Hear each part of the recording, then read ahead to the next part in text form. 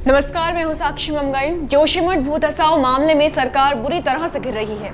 इस बार सिर्फ कांग्रेस नहीं बल्कि प्रदेश की अन्य राजनीतिक पार्टियों ने भी उत्तराखंड सरकार के खिलाफ मोर्चा खोल दिया है।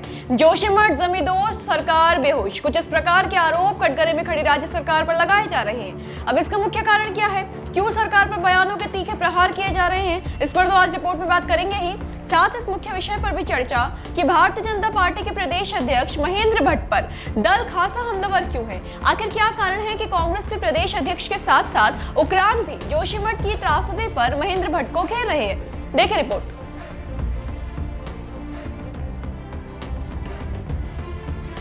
हिमालय का गेटवे कहे जाने वाले जोशीमठ के हालात दिनों दिन बिगड़ते जा रहे हैं। भूधसाव का दायरा शहर को निकल रहा है। तबाही का निरीक्षण करने पहुंची टीमें दीवारों पर पड़ी दरारें और फर्श से निकल रहे पानी को देखकर हैरान है। भूधसाव की जद में सामरिक महत्व का बद्रीनाथ हाईवे और धार्मिक महत्व का ज्योतिर्मठ परिसर भी आ गया है। यहाँ आसपास बड़ी बड़ी दरारें पड़ गई है। इस पूरे हाहाकार के बीच सीएम धामी जोशीमठ पहुंचे, जिन्हें देखकर तकलीफ से जूझ रहे लोग इतने भावुक हो गए कि सीएम के समक्ष रो पड़े। इसी के साथ सरकार के आगे तीन बड़ी चुनौतियां खड़ी हो गई है। जोशीमठ के डरे सहमे लोगों को ढांढस बंधाने की चुनौती, प्रभावितों के पुनर्वास की समुचित व शीघ्र व्यवस्था की चुनौती और विपक्ष के हमलों से बचने की चुनौती। क्यों ऐसा कह रहे हैं वो समझिए।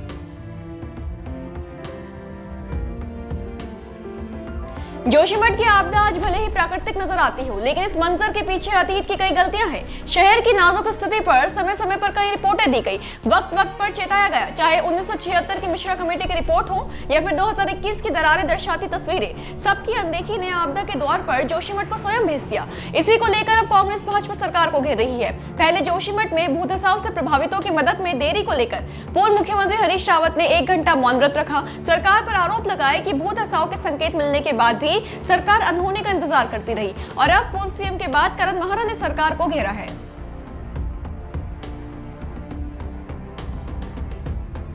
कांग्रेस के प्रदेश अध्यक्ष करण महारा की माने तो बीते 31 दिनों से अनेक संगठनों और बुद्धिजीवियों की ओर से जोशीमठ को बचाने के लिए सरकार से गुहार लगाई जाती रही, लेकिन अब जाकर सरकार नींद से जागी है। महारा ने कहा कि 2021 से जनप्रतिनिधि संज्ञान की मांग कर रहे थे, लेकिन सरकार अब चेती है जब वहां आवाम की जान खतरे पर पड़ गई है, जब शहर जमींदोज होने की कगार पर पहुंच गया है।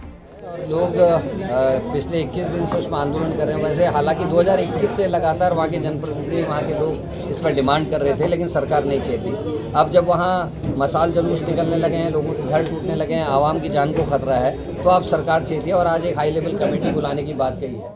बताया कि सिर्फ कांग्रेस नहीं बल्कि उत्तराखंड क्रांति दल भी पूरे मामले में फ्रंट फुट पर आ गई है। कांग्रेस की भांति उत्तराखंड क्रांति दल ने भी सरकार पर उपेक्षा के आरोप लगाए हैं। जरा स्क्रीन पर गौर कीजिए। जोशीमठ बचाओ के हैशटैग के साथ उत्तराखंड क्रांति दल भारतीय जनता पार्टी को टैग करते हुए लगातार गंभीर होने का अनुरोध कर रही है। उत्तराखंड क्रांति दल ने सरकार और स्थानीय प्रशासन के ऊपर कान में रुई डाल लेने का आरोप भी लगाया है। इसी के साथ दल ने भाजपा के प्रदेश अध्यक्ष महेंद्र भट्ट को भी आड़े हाथों लिया है। देखिए, महेंद्र भट्ट सिर्फ एक दल के टारगेट पर नहीं आए हैं, बल्कि कांग्रेस प्रदेश अध्यक्ष करण महारा ने भी भाजपा के प्रदेश अध्यक्ष पर बयानों के वार किए हैं। कारण जानते हैं।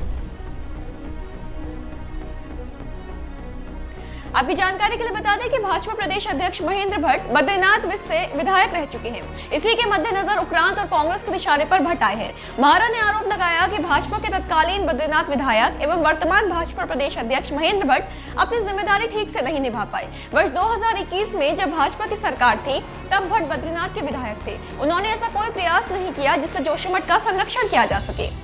वर्तमान में जो भारतीय जनता पार्टी के अध्यक्ष हैं, जो तात्कालिक विधायक थे 2021 में, उनके द्वारा कोई भी प्रयास अपनी सरकार में नहीं किया गया। ये हमारे लिए बड़ा दुख का विषय है। आज वो वनभलपुरा में कई किस्म की राजनीति की बात करते हैं, लेकिन जहाँ से वो विधायक बने थे वहाँ जोशीमठ जो नरसिंह भगवान का घर है, जो हमारे सनातन धर्मियों के जो हमारे ज्योतिर्मठ है वो है, उसके विषय में वो कुछ नहीं कहते, केवल राजनीति करते हैं।